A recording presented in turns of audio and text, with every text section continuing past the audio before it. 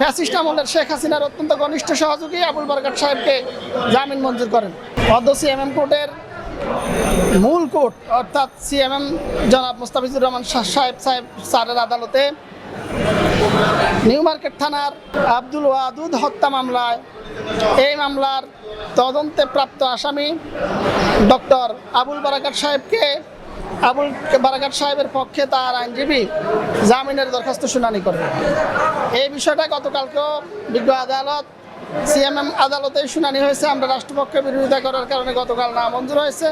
আজকে স্পেশাল ফুটাবি শুনানি অন্তে বিজ্ঞ আদালত উভয় পক্ষের শুনানি অন্তে এই সাবেক ঢাকা বিশ্ববিদ্যালয়ের শিক্ষক এবং জনতা ব্যাংকের চেয়ারম্যান অত্যন্ত বাংলাদেশ সরকারের সাবেক ফ্যাসিস্ট আমলের শেখ হাসিনার অত্যন্ত ঘনিষ্ঠ সহযোগী আবুল বরকত সাহেবকে জামিন মঞ্জুর করেন।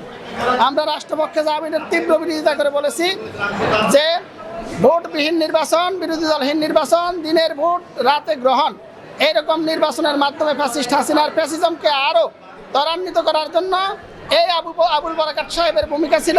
তিনি বাংলাদেশের ব্যাংক সেক্টরকে সমূলে ধ্বংস করে দিয়েছেন। তিনি একজন ইন্টেলেকচুয়াল করাপ্ট।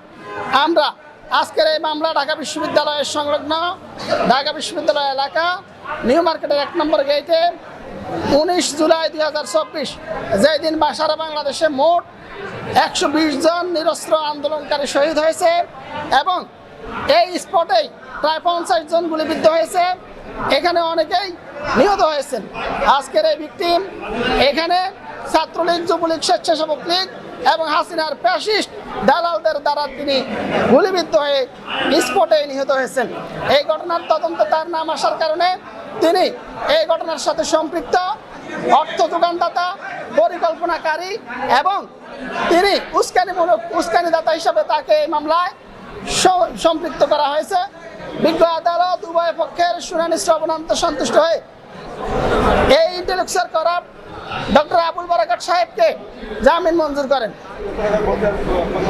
5,000 টাকা বন্ডে তাকে আইনজীবীর জিম্মায়, তার আইনজীবী জনাব শাহিন আহমেদের জিম্মায় বিজ্ঞ আদালত জামিন প্রদান করেন। দেশে দেশে সবার সাথে দ্য নিউজ।